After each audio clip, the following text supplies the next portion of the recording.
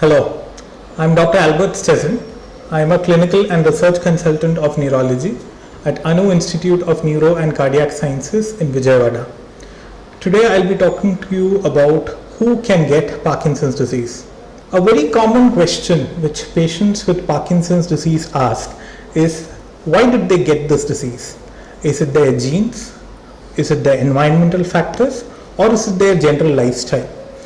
Now, in the past few decades, our understanding on what causes Parkinson's disease has improved so much. However, there is no simple answer to this question. In fact, Parkinson's disease is most often the result of many things, an interaction of the genetics, environmental factors, and just pure chance. Today, I'll be talking to you about some of these factors which can increase the risk of developing Parkinson's disease.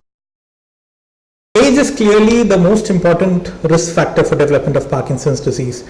Previous large-scale studies from the Western world shows that about 1 in 400 people will develop Parkinson's disease over the age of 60 years.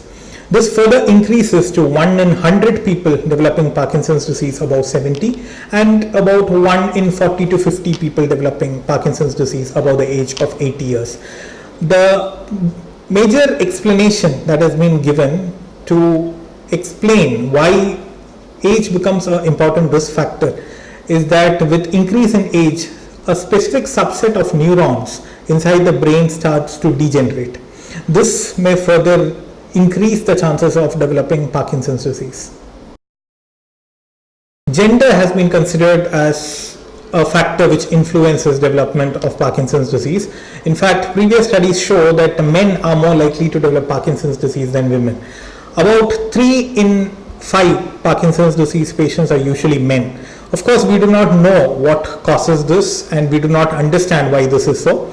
But some studies have shown that probably the hormonal factors may be responsible for this particular phenomenon. Today we understand that genetics may play an important role in Parkinson's disease. Recently, many genes have been identified as either causative or as risk factor genes in development of PD. Genetic forms of PD are quite rare, and if it is present, then there is a tendency for Parkinson's disease to run in families. With the newer diagnostic techniques such as next generation DNA sequencing techniques becoming clinically available, it is now possible for us to assess the risk of developing a genetic Parkinsonism.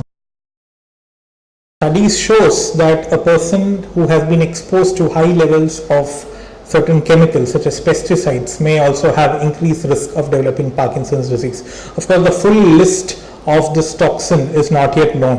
However, pesticides, herbicides, heavy metals, solvents, organic pollutants may all increase the risk of developing Parkinson's disease. People who do little or no exercises may be at a higher risk for developing Parkinson's disease. Also, certain dietary choices such as consumption of milk products in excess may also be related to an increased development of Parkinson's disease. However, there are not so many studies which supports these, and consequently further research is required to identify if any lifestyle choices can affect the development of Parkinson's disease. It is hence very difficult to pinpoint the various risk factors which can lead to Parkinson's disease in a single individual. However, if you have any of these above said risk factors, it is advisable that you speak to your neurologist. Thank you.